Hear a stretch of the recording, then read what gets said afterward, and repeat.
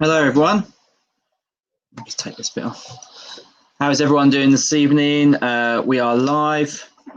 Well, I hope we are. It looks like it. Just on my phone now. And yeah, welcome to our next gin tasting, which is Elephant Gin.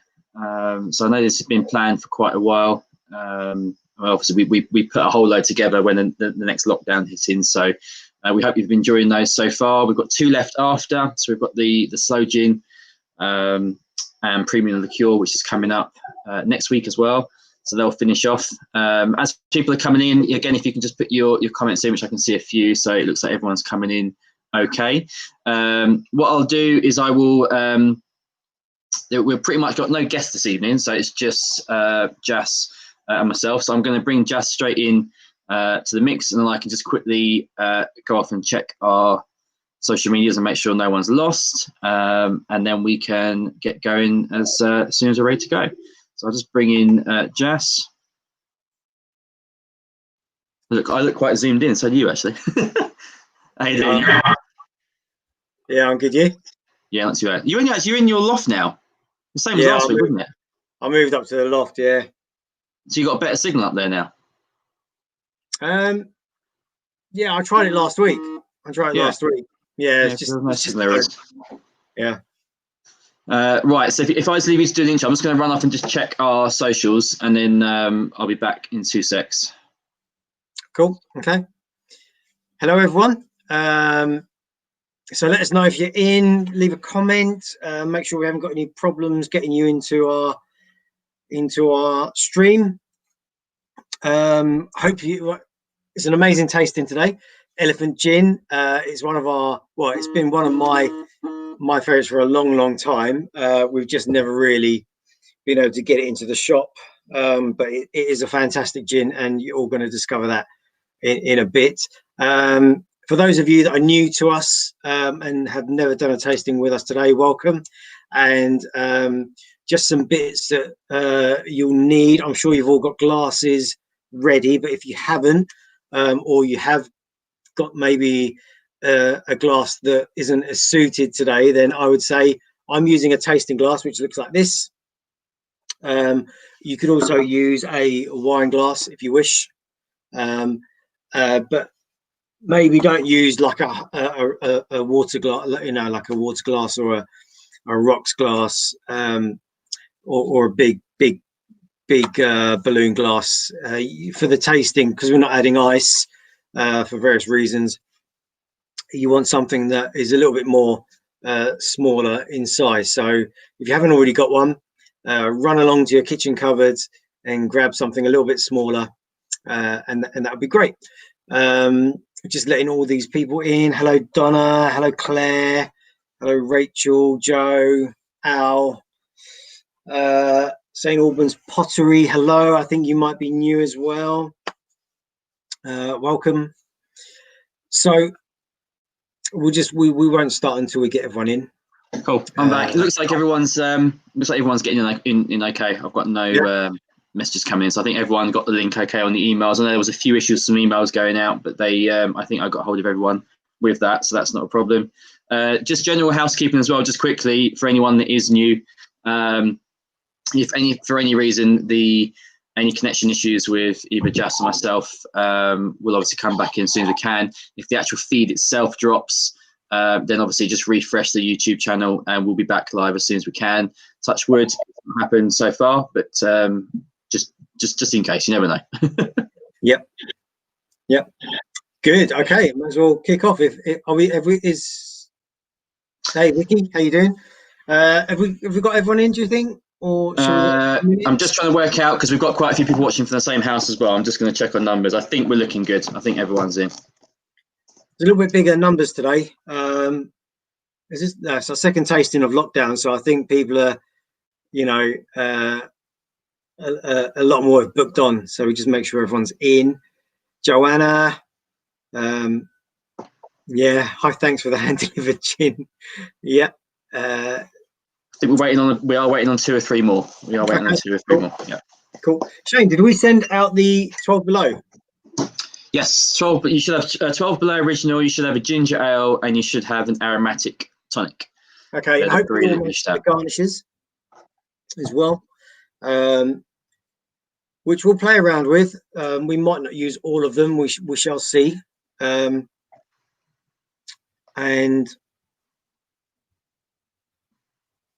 yeah, I think that's probably all you need to know in terms of what stuff you might need. Just of those that are new, so we'll be kind of doing each of the gins together. So, you know, I'll prompt you as to sort of the process and what we're adding, how much we're adding, when we're adding it, just so you don't jump ahead. I've done tastings where people have just sort of just made everything up, chucked it in, and the point is that we want to show you the journey of the spirit and its progression, you know, right through to sort of the end product of the actual drink. So just kind of wait and we'll prompt you. And also the reason why we're not using ice is because, yeah, if we're making an actual G&T that we're going to drink or we would serve to a customer, obviously we'd add loads of ice. But for tasting purposes, we don't want to chill the drink down, and we want to kind of keep it as close to room temperature as possible. And that allows us to taste the actual ingredients and the botanicals and so on. So again, some of you might have put your tonics in the fridge to chill. I'd probably say don't bother. You don't need to at any point ever. You know, it's just not needed. So just a note on that: if people keep an eye on the scroll bar at the bottom, that will tell you exactly what pouch we're going on to. It is obviously pouch 1, 2, 3, and 4, but I'll update that as and when we move on to each one. I can also just see there, Nick's, you're saying your friend Fiona doesn't have the link. If you, the easiest thing to do, if you've got connection to it, is just at the bottom of the broadcast, you can see a share button. You can share the stream of the YouTube. If you just send that to her via social messenger or Instagram, Facebook, or even just copy it into an email, then she'll be able to click it. If she hasn't got that, it was on the email that went out, the link there, so I'm not sure whether or not she did manage to get that email or not. I might have left it off because there was a few Fionas. I'm not sure which one it might have been, but that's the easiest way for you to get her the link, is just to do that, and then she should be able to join straight in. I can see at the moment we look like we're on the right amount of numbers now viewing, so whether or not she's already in, I'm not sure. If you're in there, Fiona, just drop a comment just so we know you're in. I think that's right on numbers now. Good. All right. Cool. So Elephant Gin. Elephant Gin. I've wanted to do Elephant Gin for a long time. It's got a great story. It does. You know, it has this great kind of ethos behind it.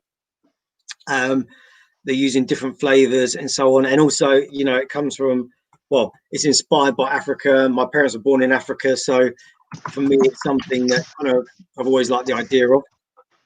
And I first tried it maybe 6 years ago at a trade show, and it was really good, very surprising, really different. And yeah, I still think now it is probably a little bit of a different style of gin. So hopefully you're all going to find something you really like. We're trying 4 gins, and it's kind of a really nice sort of it's kind of the story of gin as a whole, as a category, because each of the 4 are really different, and they all are, you know, have their own little place within the world of gin. So it's just a nice little way to introduce you to the brand, but also to gin as a category. So the story of the gin, I'll kind of give you a brief synopsis. Started in 2013, I think it is 2013. Three friends, Robin, Henry, and Tessa, and they're inspired on their kind of adventures through Africa, traveling through Africa, and particularly South Africa, and they decided that they wanted to, you know, they fell in love with the wildlife, they fell in love with the ingredients, the food, they fell in love with the whole, you know, lifestyle of Africa, and they wanted to create a gin that would, be really different as a gin, including different botanicals, and ultimately go and give something back to the wildlife. And they've somehow managed to achieve all of it. So it's really good, and we'll talk about that as we go along. So in South Africa now, I've never been to South Africa, so I couldn't tell you. I'm only telling you what I know. And some of you may have been to South Africa, so you can tell me if this is correct or not. But apparently, after a long day in the South African bush, you would kind of meet for drinks, and these would be called sundowners. I guess like a après ski kind of thing, and typically you'd have lots of G&Ts. So they're drinking G&Ts, they're enjoying the weather, etc. And so that's kind of where their inspiration for gin came along. And so they went back to Hamburg, and they decided they were going to start making this gin. So that's kind of the brief history. We'll sort of go over more of that as we go along. But I think if everyone's in, we may as well get into the first of our gins. Yeah, otherwise I'll be getting desperate. Exactly. Yeah. So the first gin we're going to try is the London Dry. So it's this one here. Comes in this really cool little bottle. I'll talk about the bottle as well in a bit. But it's a 45% gin. It's a classic London Dry style. So London Dry meaning, amongst other things, it has to be not obviously made in London, but it has to be more than 51% juniper, which gives it that lovely kind of pine, earthy, lavender sort of notes, that dry bitterness. And then you can have any number of botanicals you want within that 49%. And also it cannot have anything added after the point of distillation. So it's kind of everything is done in one shot in the still. As it comes out, the only thing they're adding is natural spring water that they source locally from just outside Hamburg. So that's kind of what it needs to be, London Dry. So what we're going to do, you should have a pouch number one. Pour about half of it into the glass. So I'm using this glass here. Shane, what glass have you got? Cool. Most of you others who have been to other tastings might have a tasting glass as well. If you haven't, like I said, find a smallish wine glass. You can see the kind of size, and that will just help bring the aromas and the flavors to life. Okay, so pour about half of your pouch into the glass, and what we want to do is give it a swirl. So give it a swirl around, and that will just help breathe oxygen into the spirit, lift out those kind of ethanol, kind of alcohol notes, just take them away.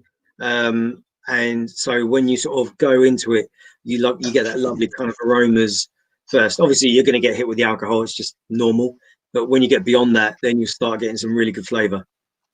So, as Shane's doing, we'll go for a nose. So please make your comments if you're getting anything in particular.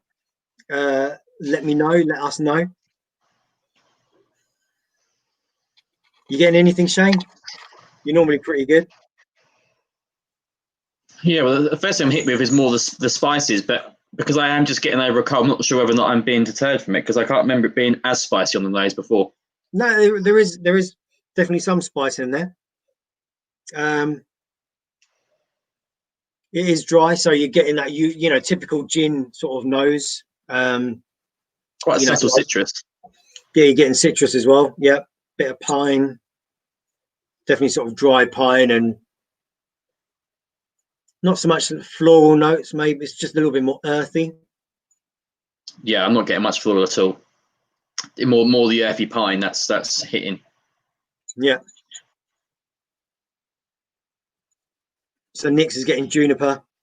Claire's getting some licorice. Yeah, licorice is right. I could say that as well. Yeah. So I don't think there is licorice in the mix, but that's not to say it's not there. Often you get, a range of flavors and botanicals that that give you those similar sorts of notes.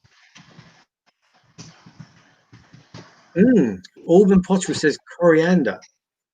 Interestingly, there is no coriander in this at all. And there's no citrus, oddly. So not citrus at all? No, so they've gone for a real unusual blend. Not even an alternative to citrus or anything? No, exactly. So there are other things in there, which I'm not familiar with, that give it those notes. And you're right, there is that kind of freshness of the coriander, and there's definitely notes of citrus, but yeah, it's not in there. So let's go for a little taste. So it's 45%. So maybe on the first sip, we'll just go for a little bit on the tip of the tongue, and we'll just get used to the alcohol strength first. It won't really give us much flavor, but let's just get a little bit on the tip of the tongue, hold it there for a couple of seconds, and we'll just kind of get used to that sort of content of the alcohol. I'm going to come back to Kavita's comment in a second. A citrus again, see?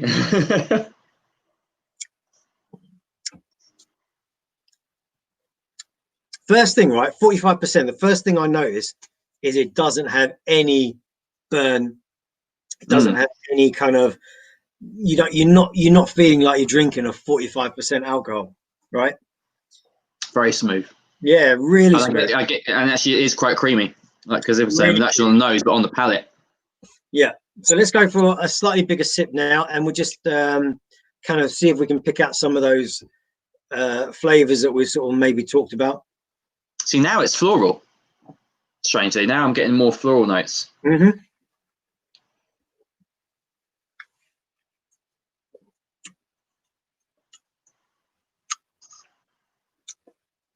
I'm getting this spiciness.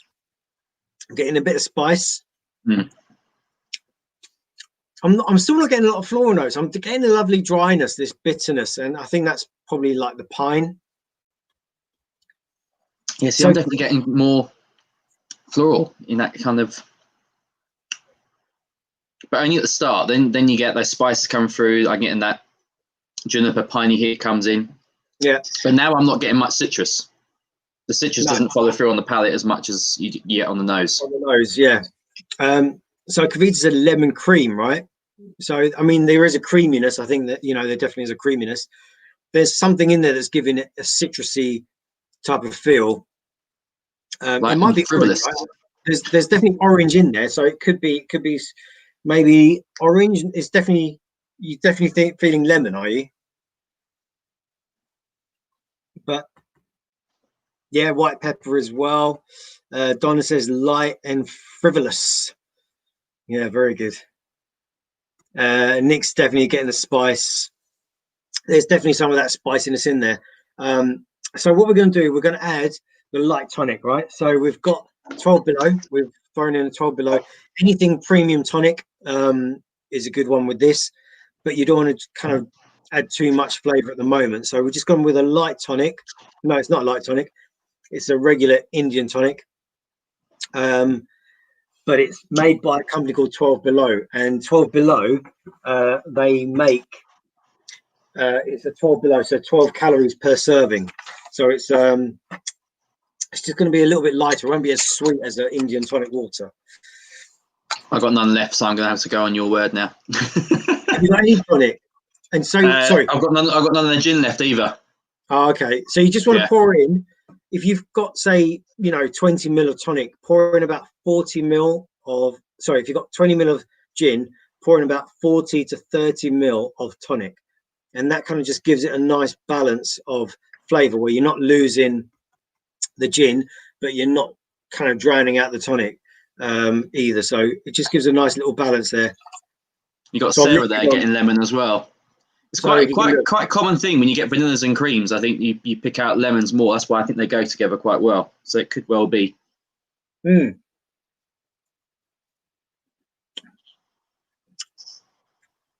So now, actually, with the tonic, there's a little bit of this floral note, almost like an almondy kind of note to it. Everyone's getting lemon. Loads of people are getting lemon. Everyone's getting lemon. Don't like the tonic, as you know. Oh, Alison, yeah. Alison, if you have another tonic, by all means, just use a regular tonic. This is a little bit, like I said, this is not as sweet. It's a little bit kind of drier. So yeah, if it's not your thing, then please go with a tonic that you do like. And what tonic? Wow. Yeah. I mean, for me, it's a little bit unusual. It's a little bit unusual, isn't it, as a tonic, because it's got the agave base. Yeah. It's got the agave base, but it's not as sweet, right? Deliberately, it's not as sweet, so it's slightly different. So we're going to add a bit of orange to this one. So sherbet's a good shout. If you're definitely getting the lemon hits and the creaminess, the sherbet would definitely be there. So you have an orange, okay? Now what I want you to do is cut the peel. So just so you can see where I've shaved some off. So we're using an orange peel, just the skin, okay? And what we're going to do is hold it between your thumb and your two fingers, your index finger and your middle finger. And I don't know if you see this here, but I'm just going to squeeze it over the glass like that. And you get these lovely orange oils all come out over the glass, and just drop that in. And so what we're doing is we're just adding that lovely orange flavor, but natural, without the acidity. And if you go back to it now, it's really changed. It's got very orangey, obviously. Has it got some extra sweetness there? Because Nick's saying it now tastes like an Old Tom. With the tonic or with the orange as well? I don't know, actually. Nick, was that after adding the orange or before?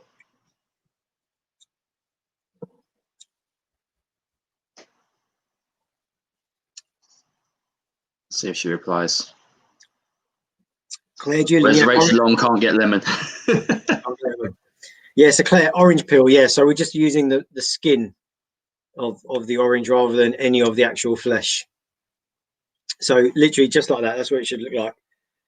Little glass with a bit of orange peel in there. And actually it just kind of rounds it all off now. It just gives it all this, everything sort of together. Before the orange. It's before the orange. Okay. I think the style of the gin though generally is quite sweet. So yeah. They've got 14 botanicals in there. So it's quite a kind of a broad range. So they've got some of the classic botanicals, the things you expect: cassia bark, obviously juniper, cinnamon, orange. What else we got here? Sonia says I can't taste the lemon. Yeah, because there isn't any, but it doesn't mean you can't. I'm sure there's something giving that lemony kind of flavor. That's the wonder of the palate. Yeah, I mean, look, when you add tonic to any of the gins, even a spicy gin, it's going to tone it down because it's just going to round it off, and it's going to bring out some of the extra other flavors that you lose. So 45%, you're going to get, a certain level of flavor, more of those spicy notes, and then some of those floral, fruity notes are going to be hidden below. And then as you dilute it, it gives way. So there's some of those spicier flavors are going to disappear or be pushed to the side, and then some of those other flavors are going to come through. So that's just kind of naturally what happens when you add the tonic, which is why we do the process the way we do. Is there clove? I don't believe so, Sonia. I don't believe there's clove. But so I was saying you've got those botanicals, and then you've got a range of kind of a little bit more unusual ones. Was it pimento? I think there's a pimento. I think it was a pimento. Elderflower, apple. Oh, we should have added the apple to that. Never mind. We'll do the apple next time. So actually, next time on your next one, because you've got half the pouch left, add the apple and see how that changes it. That might really work with it. Obviously, the gin has apple in it, so it should be a good shout. And then they've got these other really odd botanicals, which we're going to come to when we go to our next gin. So let's move on to the Navy Strength, which is this one here. Okay, so it's that one there. Actually, I should bring you back to this one here, because the bottle has lots of kind of elements that they really sort of shout about. So I don't know if you can see on the back here, on the back of the bottle, you can see this little red line in the back on the map, and that's a journey that the explorers and adventurers who first came to Africa would take. That's a little route they would take through Africa. So they've kind of put that on the bottle, and then these same explorers would also obviously write letters home. So you can see the kind of this stamp looking sort of design on the front label. Then each of the batches are named after an elephant that they are supporting and helping. So this particular one is named after an elephant called Tony. True story, Tony. And so they really sort of take care of the bottle and the design and the sort of trying to keep everything in their whole story and their ethos following right the way through. Shane Cody, typical, my internet is down. Okay, we'll get back as soon as you can. So let's move on to the Navy. So Navy Strength, again, very much part of the explorers, you know, sort of harking back to the explorers and the Navy ships and the vessels, and you know, Navy Strength gins would be typically on board a lot of the seafaring vessels way back in the 1800s, 1600s, 1700s, and even up until I think it was 1980 or something, maybe 1990. You know, rum was still, as you know, part of the, you know, the sheet of things that had to be on a naval vessel. So it's quite recent that they're sort of taking it away. But the gin itself is the same botanical mix as the London Dry, just at 57%. So a lot punchier, a lot, you know, a classic kind of London Dry, Navy Strength.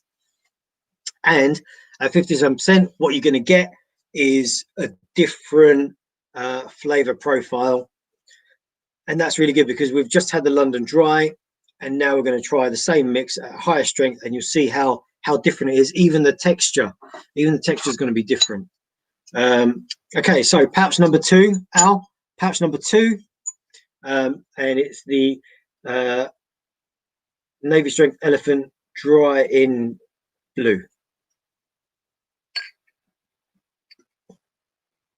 So pour half again, and this time you will have to take a little dab on the tip of your tongue, because at 57% it's going to be quite a step up, but I think you'll find it surprising. So let's give it a swirl around. Let's go in for a little nose, and again, like, very surprising. Even at 57%, I'm not getting that massive alcohol punch. I'm getting a very, I mean, it's not strong, you know, at all. I'm trying to pick out flavors on the glass. If you look at the glass, I mean, straight away you'll notice how, you know, if you look at the tears, I mean, it's very oily. You know, you can see how oily it is, how viscous it is, and that indicates, you know, that strength. It indicates the extra sweetness that you're going to get. And I think, hopefully, I've not tried this one yet, but hopefully that's going to replicate itself on the mouthfeel, that kind of oiliness that you can see. Okay, yes. Yeah, so, all right. So Shane can't change it. Yeah, nor can I. So it's pouch number 2, just in case you're lost. So on the nose, definitely more of that pine, even a little bit more pronounced. That pine and kind of juniper. And definitely more citrus coming through. I know I've said there is no citrus in here and there's no coriander, which also would give a little bit more citrus, but there's something in there that is giving you that citrus feel, which obviously everyone is picking up on.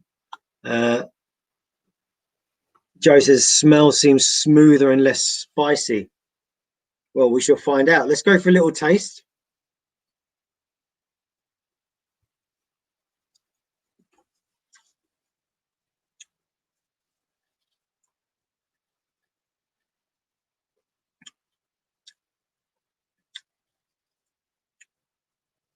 I can't believe it, 57%. There is no burn whatsoever.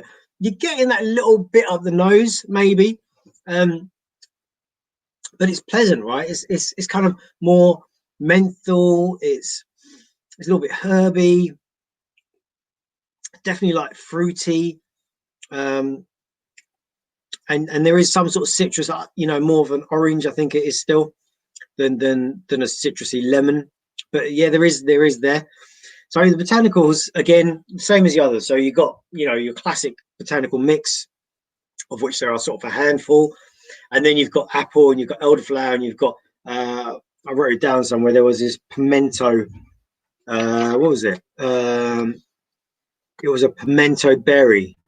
But then they've got these African botanicals, right? So botanicals only taken from Africa, and they've got about, now again, anyone that has been to Africa or does know these fruits and berries, please do correct me. But it's called a baobab berry, which is a Malawian superfruit, and it's what the elephants love to eat. So they've included that in there. I don't quite know what flavor that gives us necessarily. And there is also a batu plant, which is like a black currant. And then they've got African wormwood, which obviously will be used in, you know, in absinthe and so on. So it gives it that sort of, you can kind of guess where it's going with that kind of aromatic. And Anthony's just said herbaceous, which is exactly what that kind of ingredient would give it. There's also, now I have no idea what these are, lion's tail and devil's claw. So again, ingredients, they've been successful in adding ingredients to the gin that no other gin in the world is going to have, at least no other gin that we might find in this country. So they've kind of managed to recreate something that tastes really good, achieves its goals, and keeping it unique at the same time. So I think they've done a really, really good job. So we're going to add, right, so we're going to add some tonic. Joe just said, I thought I could taste orange, but I think it's the aftertaste from the previous one. No, you know what? I think you can taste orange. And yes, you're right. It might be a little bit from the previous one, but there is definitely that orange freshness in this one. It's all over, I think. So tonic wise, again, we're going to just double the amount of tonic to the gin. I'm going to go with the aromatic. Okay. I'm going to go with the aromatic. I will warn you, and when you've done tastings with us before, normally on a navy strength, because of the sweetness of it at the ABV that it comes, I'd normally say go with a light tonic, just to keep that freshness. But I think the aromatic with that kind of herbaceous spice is going to work really well.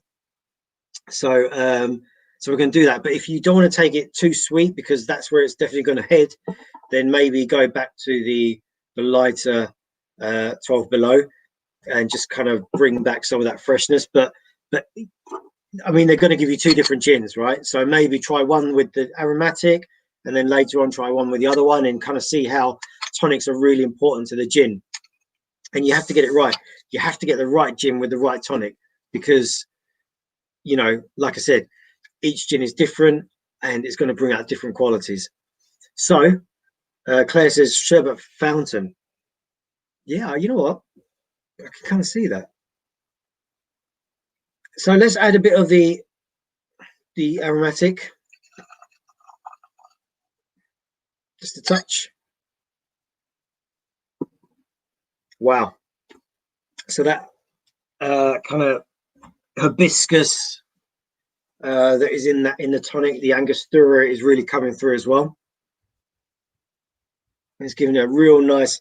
You can always smell that sweetness in there, but also that herby aromatic feel is still there.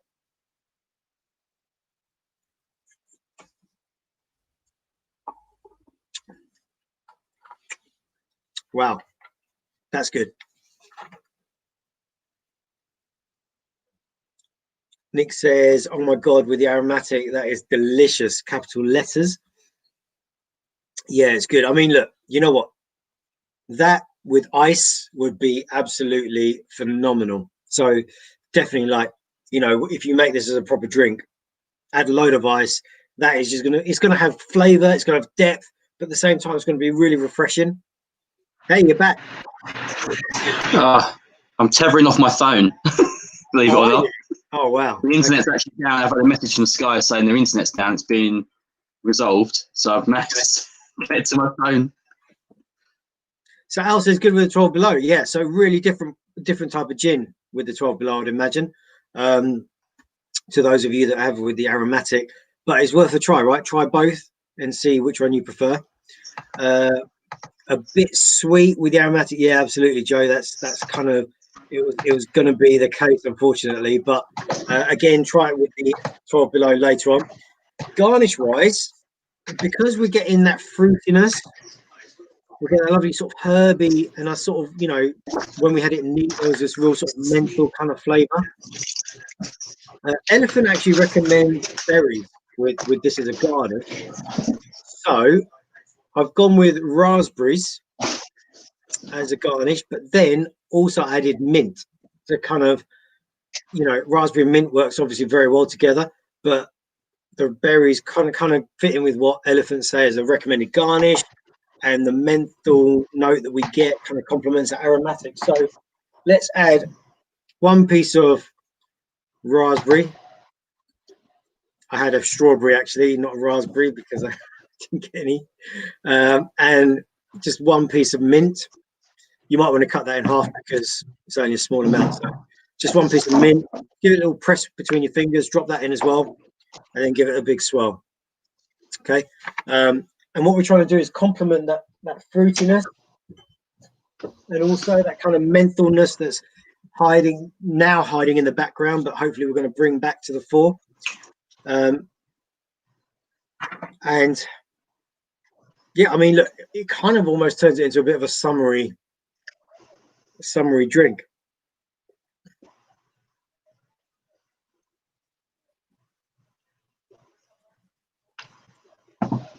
I'm a little bit behind, but this is very nice, neat as well. Do you know what? I love it neat. I think I really liked it neat. I've never had it before, but neat. And also, Shane, what we should have done next time is make it as a martini. That'd be really good. That Navy strength as a martini would be fantastic. So what do you think? Yeah, it's got just the right tones. Yeah. So we've got the garnish, we've got that lovely menthol kind of flavor, we've got a bit of that berry, and it all kind of, you know, we're still getting that dryness of the gin as well.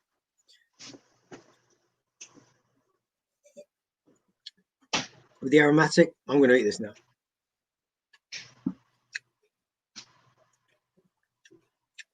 Very good. Very good. I just want to bring you back to the bottle. So the bottle has all been completely hand designed, like it's a bespoke bottle. And again, going back to the Explorers, the bottle has been, like I said, you know, designed particularly for them, and it's meant to represent the flasks that the Explorers have been carrying, probably also containing gin, and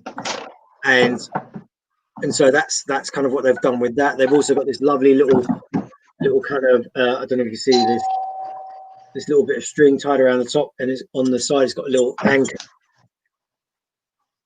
It's got a little anchor on there as well. So there's so much attention to detail. Like, you know, we talked about the stamp as well, and you know, and this one actually on the back of this one, the little route inside the bottle is the traveling from all the way up north of India and then traveling down So again, it's the journey explorers would have taken. And this one is named after Shingedzi. The elephant is Shingedzi. So again, it's all handwritten, the batch number, the animal, the elephant that is going to help. So 15% of all sales from the Jinn go back to helping the elephants. And they work with a couple of different charities. They work with the Big Life Foundation and also Space for Elephants. So 15% goes back to helping these charities look after the elephants, keep them safe. So back in 2015, 35,000 elephants were being killed a year, right? That's one every 15 minutes. I don't know if that's more or less now, but it just, they're trying to save and preserve the wildlife. So they've got everything, right? The whole story from the ethos to the quality of the gin, the botanicals they've used, right through to the intricacies on the bottle and the design. It's all, they've really, really worked it out and thought it out so well. And that's one of the things that I think even more so makes you love it. Vicky says there's a lovely drink with the mint and the raspberries. Excellent. You know what? And it probably work just with either one. So I'd always encourage you to play. Those of you that do like it neat, like Shane and I, then maybe try it as a martini as well. I think that's going to be absolutely phenomenal. So good. So good. Anthony, Space for Elephants, is that Elon Musk's? You know what? Yeah, you call it Elon Tusks. Elon Tusk. There you go, Rachel. Me and Rachel got the same humour. Very good. Did you know some of these elephant tusks weigh 50 kilos each? Really? Yeah. That must be tough for you then. Yeah. Yeah, really. I mean, that's a big old animal that has to carry those. Oh yeah, definitely great as a martini. You have all the ingredients and the kits to make the martini. So yeah, have a go. So look, we should move on. We should move on to gin number 3. So pouch number 3. Okay. And this is the barrel-aged gin or cask-aged gin, whatever you want to call it. 52%, so 52%. Totally different to the others. So the other 2 gins we had were obviously a neutral grain spirit, the same botanicals at different strengths, and obviously we saw how they differed in style and flavor. Here, they've used a rye-based spirit. So cask-aged or barrel-aged gins became quite big in 2008 when an American distillery, kind of wanted to go back and make Old Tom gins, right? And this is a style of gin that we used in the 1800s during the Prohibition days, and so they wanted to make this sweeter Old Tom style of gin, and what so this particular company I'm talking about in America, this distillery, they realized actually they would have also been traveling with the gin in barrels, right? And when it was in a barrel, it would have aged and taken on different character. So they started releasing these barrel-aged gins. Actually, the story goes back a bit further because gin obviously derives from Geneva. Geneva, way back in the sort of 14th century, would also have been transported in barrels. So some of the Genevas we sell in our shop, a lot of them are clear, but a lot of them are barrel-aged gins, and that's just the natural part of the process. So it was kind of a happy accident, but people of the time really liked it. So a lot of gin companies now are making these barrel-aged gins just to kind of give a little bit of diversity to the portfolio. But I will say, and Shane will probably agree, that it's a Marmite gin, right? So this is a type of gin that you either love or you hate. Very few people kind of take a barrel-aged gin just because there's nothing left, right? You need to either like it to really take it. So that's kind of where the history comes from a little bit. But this is a rye-based spirit. So again, it's kind of taken that American influence of the rye spirit, which is going to give you a bit more of a spicier note.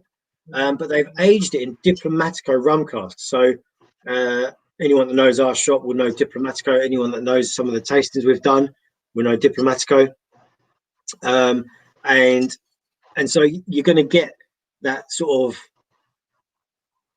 that lovely kind of flavor. So I noticed Kavita's just said it's a bit Jaegery. So yeah, you know, I can kind of see that, because you know you've got this just the herbal spiciness. Yeah, it's that enhanced aromatic. You know, the aging process in the barrel is going to change. You got some, right? You got some. Did you not get this one? no, you didn't give me this one. No, it's the one I haven't got. Oh yeah, we had such little left. Okay. I mean, I'm guessing with the Diplomatico barrel being used, you're going to get a lot more kind of less fruity notes. I mean, Diplomatico itself is quite a velvety, rich rum, but those vanilla, caramel, apricot notes, I would have thought something like that might come through. Yeah, you're definitely going to get some of that that spice, you know, from the barrel, right? You're going to get a little bit of that kind of sweetness as well that you're talking about, the caramel. Not so much caramel, but a hint of sweetness. Vanillas as well, that sort of sweet spice. And because of that rye, it gives you that extra spice as well. They've actually got the same 14 botanicals they used in the other two gins, but because it's a rye-based spirit and it's aged in the barrel, so it's aged in barrel for 1 year, so it totally changes that flavor profile. Let's go for a little taste. Is there any extra dryness in there because of the rye? Does it come across sweeter? No, do you know what? The only time I had it, and actually I was going to say this, the only time I had this was as an old fashioned. So right. I didn't get to try it neat. So this is the first one for me.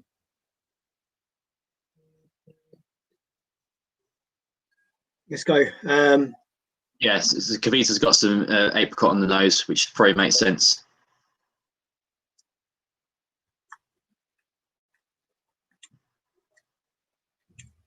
Wow.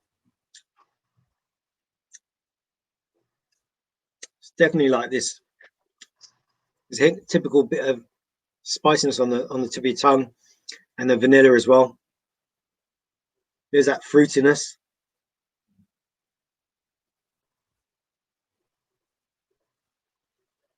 St. Albans Pottery says toffee. I really like that one, toffee. So yeah, that would make sense. Anthony, have this. Try this as an old fashioned, right? Just have a little bit now. Anyone of you that have been to our other tastings where we've made an old fashioned, definitely keep some back to try as an old fashioned, because it makes a great old fashioned. That rye, first of all, the rye spirit, and then the barrel aging really lends itself to that extra depth of flavor, and it's really nice. But for any of you that are not with the old fashions, we're going to add some ginger ale. Okay, so we've given you a ginger ale, and we're going to add a little bit of ginger ale to the drink, and that'll kind of it should work really well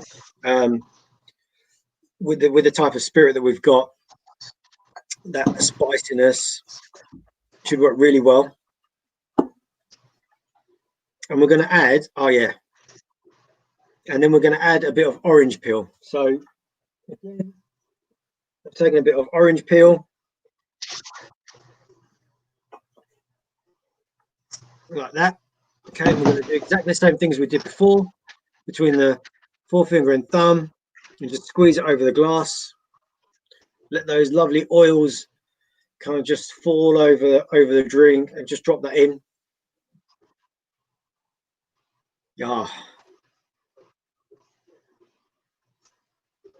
Yeah.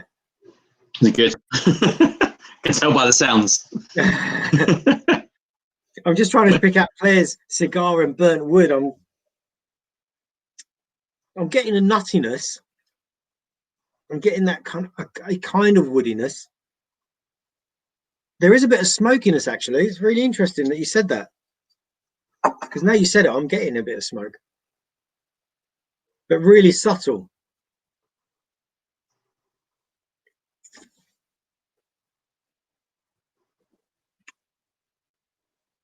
Yeah, so cigars is an interesting tone to pick out. Claire, eye-watering, is that good or bad? Is that good or bad?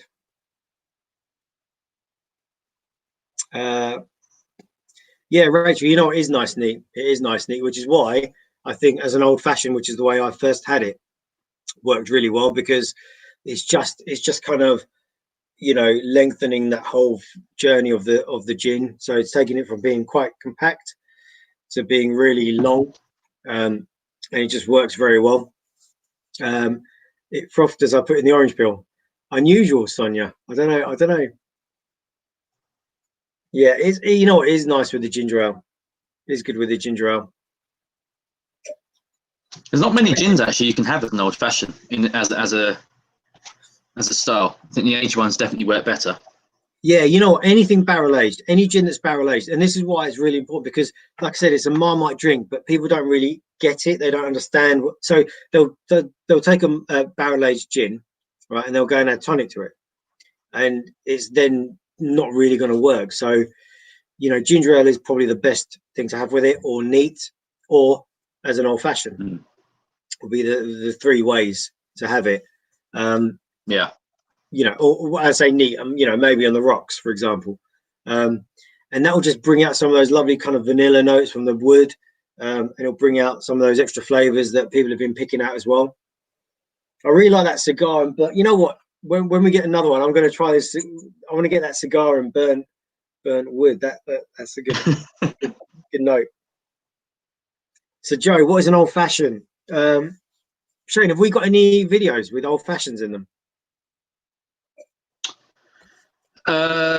We do, but I can't think off the top of my head. We've done quite a few tastings where I've done old fashions, but an old fashioned is one of the most, I guess, easiest cocktails to be able to make. But in a way, the most picky. See, to make it properly, it has to be done the right way. So the easiest way is a 1 sugar cube, and you take Angostura bitters, which you can get from a general supermarket at the moment.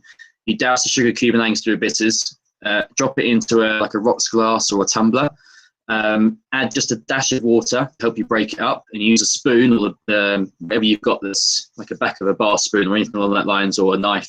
Break that sugar up into the glass, and then if you had a 50ml measure of, in this case, gin ready in a tumbler or in a jigger, and then you had some cubed ice, you would just basically add a little bit of the gin, a couple of cubes of ice, and then stir for about 15-20 revolutions, and then add a bit more gin, a bit more ice, and you keep repeating that until you've put every bit of alcohol into the drink. And it does take that slow method because you're getting the right amount of dilution. But then when you're finished, you would garnish, again, in this case, an orange peel or even a slice of ginger, and then that would be your finished product. So it takes you about 5 minutes to make, but it's simple ingredients. It's your spirit, Angostura bitters, and sugar with the ice. That's it. Yeah. So again, it's just designed to enhance and kind of lengthen the flavor profile of the gin. But it's a really good drink. So Anthony actually just tried it as an old fashioned. He said it was really good. So definitely give that a go. Good shout. Yeah, you know what? I kind of get this smoky thing that Claire's talking about, but it's very, very subtle. It's you know, unless you had said it, I probably wouldn't have picked it out. Yeah, it's good. So look, that's barrel aged gin. Okay, and once you get your head around what it is and what it's meant to do and what you can do with it, it's actually a really, really good gin type of gin. So we've had a dry, we've had the Navy strength, we've had a barrel aged gin as well. So we're kind of covering all the parameters of the gin categories now, and we're going to finish with a slow gin. So slow gins have been kind of one of those odd sort of categories that come every now and then, and I mean throughout history. They sort of appear, have a little trend, then they disappear again. They come back and they have a little trend and they disappear again. But I think right now they're more popular than ever. You know, at one point in history, they were poor man's port. You know, they weren't really recognised as a proper gin. It was just used, you know, to flavour those horrible, you know, kind of really rank gins that we've spoken about in the past. You know, in sort of in the 1800s and 1600s. So now I think more distilleries, craft distilleries are making sloe gin, because what we found, and our consumers used to, you know, and this is going back sort of, you know, when the gin craze kicked in sort of 8-10 years ago, a lot of gin drinkers would use gin as a summer drink, and then in the winter they would sort of convert back to rums and whiskies. And so I think distilleries started making sloe gins to kind of capture some of that market in the winter, and they're sort of taken off now. People still don't know what to do with them, which is kind of the purpose of what we're doing this week and next week. But you know, they are really good, and they definitely have a purpose within your gin cabinet. So their sloe gin is this one here, and again, you know, we've talked about a lot of Elephant Gin and how much attention to detail they actually take. So you've got the usual kind of stamp, trademark, bottle, etc. But this bead, all the sloe gins have these beads on them, right? And these beads are made by the Maasai warriors, the infamous Maasai warriors of Kenya. I think they're Kenyan. I'm pretty sure they're Kenyan. And these beads are actually made by them, and then they're put around the bottles. So you know what, like, isn't that just amazing that you have beads from Maasai warriors on the bottle here in the UK? It's crazy. And so I just love all this attention to detail that they put on the bottle. Claire made a sloe gin today. Amazing. So definitely, so you might not need any of this, but it's a good comparison to see what yours like. This was one of my favorite sloe gins. Really good. Is there any information on the back? No, not much else than 15% and so on. So this one is 35%. Okay, so we're dropping way down the alcohol level now. So from 45 to 57 to 52, now down to 35. So most sloe gins are going to be anywhere between sort of 25 to 35.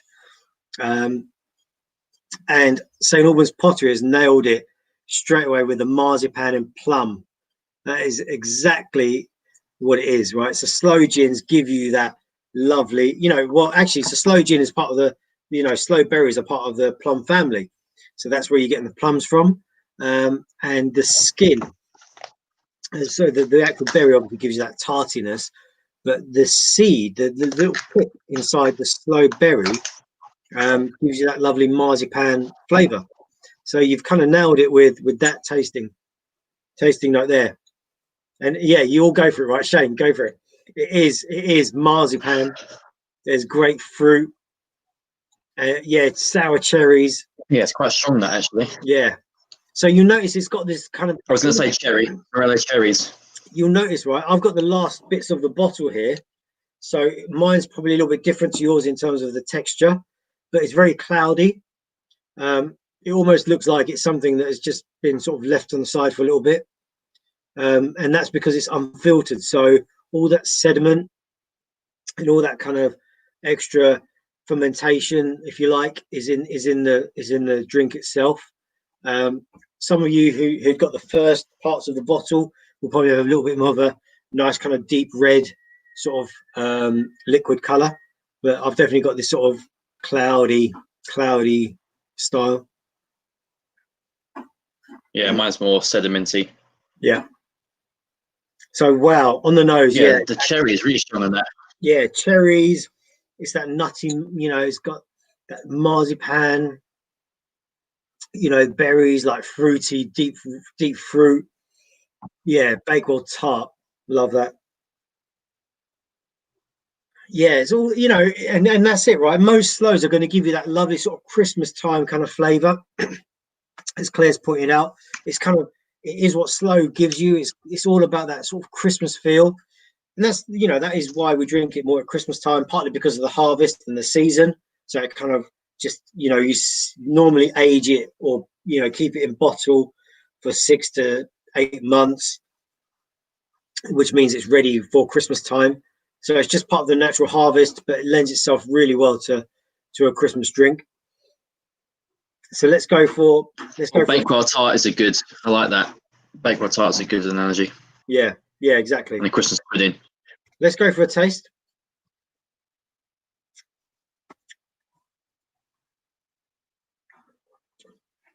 Wow, it is so good.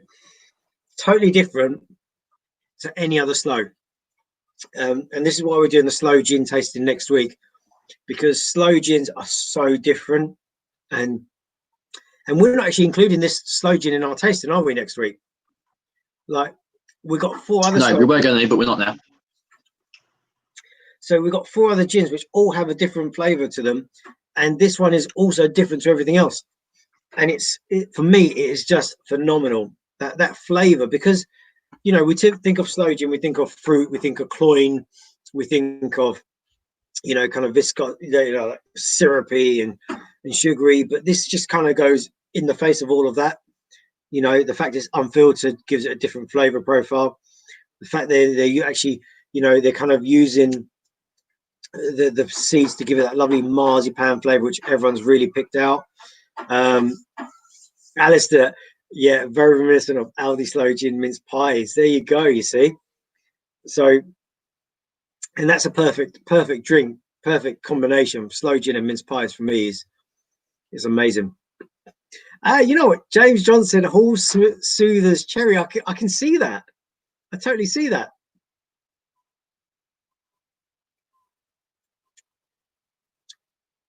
So you can either keep it neat if you want, or you can add a ginger ale.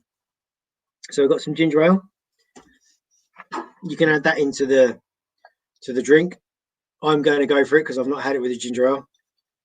And again, two parts to one for our tasting, so we can keep the flavor of the gin. We're not drowning it out, and we're just adding that ginger ale to it. Oh wow, and that's really changed again. Much more dry than regular slow gins. Yeah, absolutely, Anthony. It is much drier. Part of that is the strength at 35%. Is kind of taking it back to where gin should be. So you're keeping that lovely sort of dry alcohol flavor, and also the fact they're using, you know, the style of gin they're trying to produce, you know, is not trying to be a sweet slow gin. It is trying to be much more aromatic and a little bit more herby. Well, sort of savory and rather than that sweetness.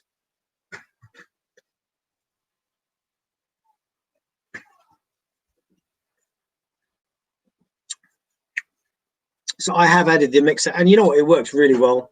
Ginger ale with slow generally is a safe bet. You know, it just kind of that lovely kind of spiciness, that pepperiness of the ginger, and also that sweetness that the ginger carries just works very well with the slow. So it is a good bet. Always a good bet with the slow gin to have ginger ale. But you know what? If you're absolutely right. If you like it on its own, don't ruin it. Just enjoy it the way you want to enjoy it. And you kind of don't need to add anything else to it. You can do. You could add a bit of orange if you want, or maybe some cherries would be really good. A glass of cherries, or something of that nature would work very well. Someone's pottery says pudding. Yeah, absolutely. Sonia, enjoying this. Not usually a fan of slow gin, but loving this. Yeah. So this is the thing, right? And this is why it was really important to include this in the tasting tonight, and partly why we're doing the slow gin tasting next week, because people don't understand slow gin necessarily. They might like it seasonally, but they don't understand the versatility. So next week when we're doing our slow gin tasting, we're going to have 4 different gins, again, really different and probably not including this one, and they're going to be served in different ways, so you can kind of get 4 different ways to serve a slow gin, and that will give you multiple options of what you can do with it. But one thing that would work with this gin, I think, really well, if you freeze it and pour it over ice cream, and that will give it this really nice kind of added depth to like a vanilla ice cream or something like that.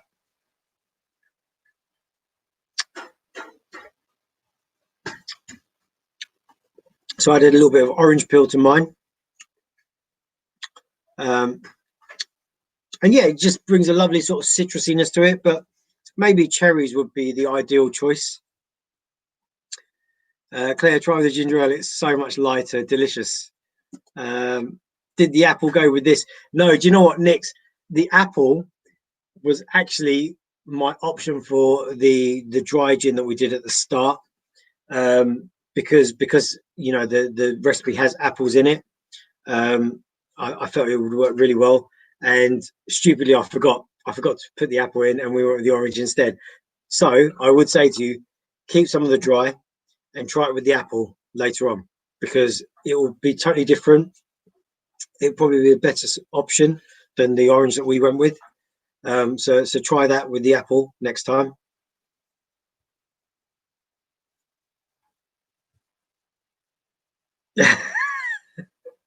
That's okay, Harry, don't worry. I think this could be a good substitute for the Shiraz gin. Yeah, you know what, might be. Although I don't know that particular gin.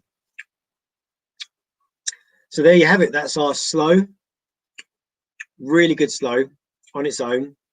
But we had it ginger ale, which just lengthened it, and that with some ice would be great. Yeah, just eat the apple. Eat the apple. Actually, no, save some. Save it. Try it with the dry. And there you go. That's our elephant gin, slow gin. We had the navy.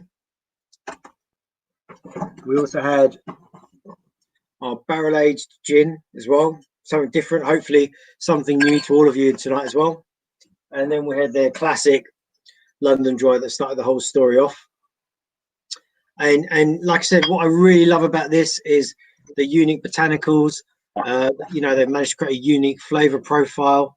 They've got diversity in the range, so each of their gins tells a story, tells a different story, and they're giving back to the the wildlife and trying to preserve, you know, the wealth of the elephants and you know the wildlife in Africa. So, you know, 15% all sales. I think they've raised like $500,000 or something like that over the last 10 years, giving back to charities. So.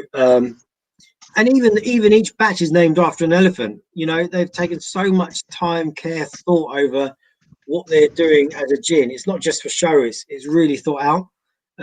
So I love that. I love it. And hopefully you've all found something new and found something that you really will like. I'm just waiting for Shane to join us back on the tasting.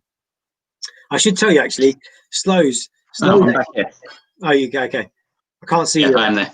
Yeah, okay. Slows actually came around because hedgerows, these blackthorn hedgerows, used to divide the fields up, farmers' fields and lands, and so the way to do that was by growing hedgerows, and the hedgerows grew sloe berries. So the farmers used to pick the sloe berries, either sell them off or, you know, infuse them into their gin. And that's where the whole slow gin came about from. So that's just a little history there. It's neat with some orange peel. That's your Christmas dipple sorted. You know what, Rachel? Yes, it is one of the options available to you.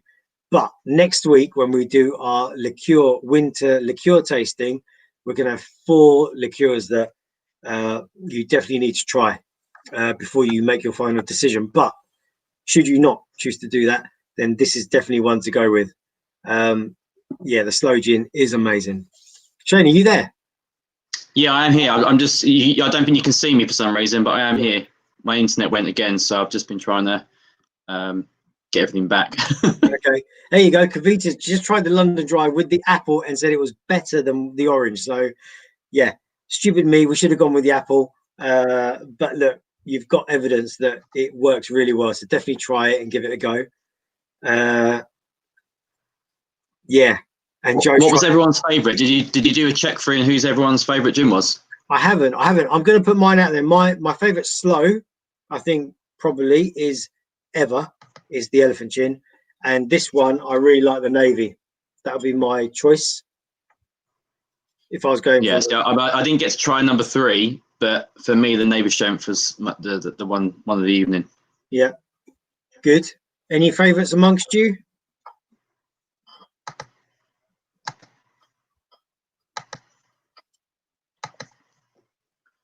Number 3 from Al, so he likes the aged. Same with Nick as well, yeah. I love that. Definitely the right side of Marmite. Yeah, I love the fact that people love the Navy Strength as well. We've got 2 from Kavita. We've got Navy Strength from Joe. So it's quite a mix actually. If you like in the Navy, if you like in the slow, if you like in number 3. Yeah, quite a few number 3s. Yeah. Yeah. Donna also likes a barrel aged. Vicky likes number 2 and number 4. Not to keep any of them. Oh dear, Alison, we'll have to do better next time. Anthony, definitely barrel aged. Scott, 2, 3, yeah. Wow. Number 2, neat, was especially good. Which was the Navy, yeah. Rachel Long, 4. Barrel aged again. 2, 1, and 3. Okay. Yeah, wow, isn't that amazing? Because barrel aged has been one of the hardest conversions in the shop. You know, people just don't want to buy barrel aged gin, but there you go. It goes to show you that you just try it, take our advice, and you know, and you're going to find something new and exciting. Love the first one and the Navy Strength. Yeah, that's from Joanna. And Catherine, like number 1 with apple. There you go. We should have tried it with the apple. Definitely should have gone with the apple. Claire, love number 4 as well, and 2. So good. So look, that's really good. I'm glad we've converted some people onto some of the barrel aged and the slow, and also a winner with the Navy Strength for me. So coming up next weekend, we sort of did something. We wanted to do our last tasting of the year before we go into all our private tastings.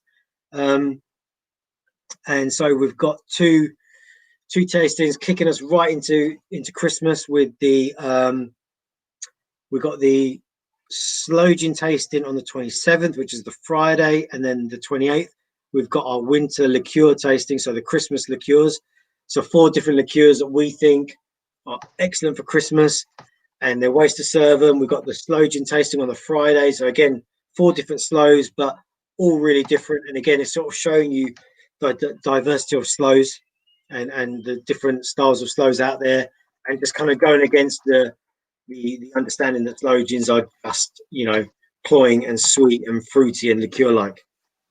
I'm just posting I'm posting the links for that on the comments as well. So anyone that hasn't got them yet, they can follow the links through for tickets.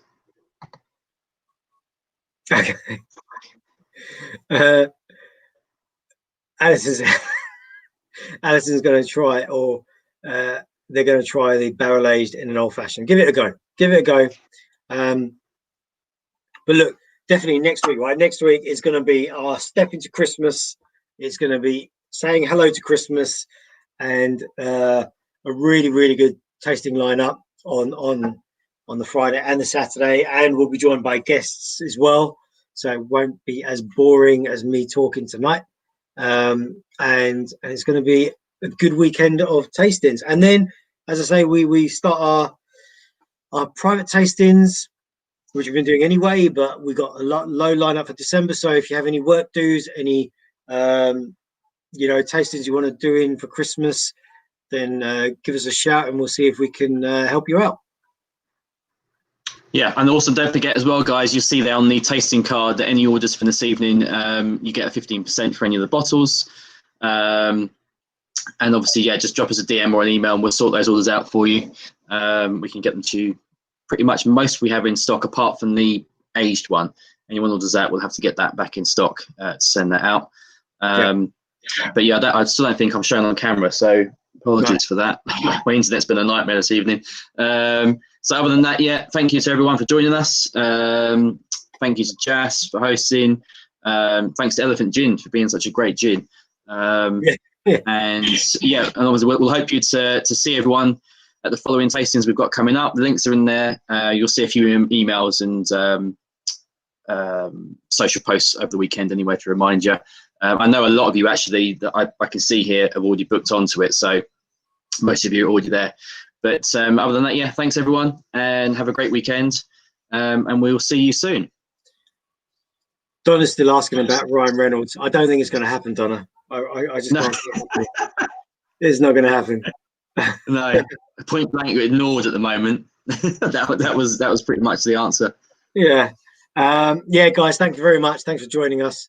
And hopefully we'll see you very soon, or we'll see you in the shop. Don't forget, we are going to be at Ospreys, which is around the back of Sandridge. We're going to be there for Christmas as well, and probably, well, definitely in the new year as well. Sort of that we have a base there, and we might just leave Christopher Place altogether, but we're working that out. But come and see us anyway for Christmas at Christopher Place or at Ospreys. Yeah. See you later, guys.